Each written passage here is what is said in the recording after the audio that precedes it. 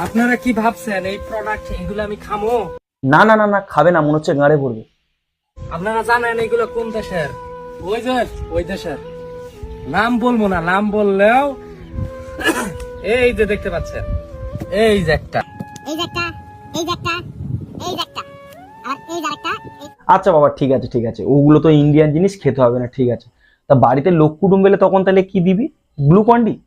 না না, ওটাও তো ইন্ডিয়ান প্রোডাক্ট, এবার কি হবে? জলটাতে, জলটা যে কিনলে জল, গান মেরেছে, ওটাও তো তোদের দেশে পাওয়া যায় না। এবার কি হবে, দেখ পুকুর জল বা নদীর জল টল, ওই পদ্মা নদীর জল টল পারলে দিয়ে দে, আর কি করবি? আমরা দিচ্ছি না ভাই, আর ওই গোবরে ফেলে দিচ্ছি, গোবরেই ফেল, দিতে হবে না। টাকা দিয়ে ওই দেশের পণ্য খাবেন কেন? আপনারা বাংলাদেশের পণ্য খান।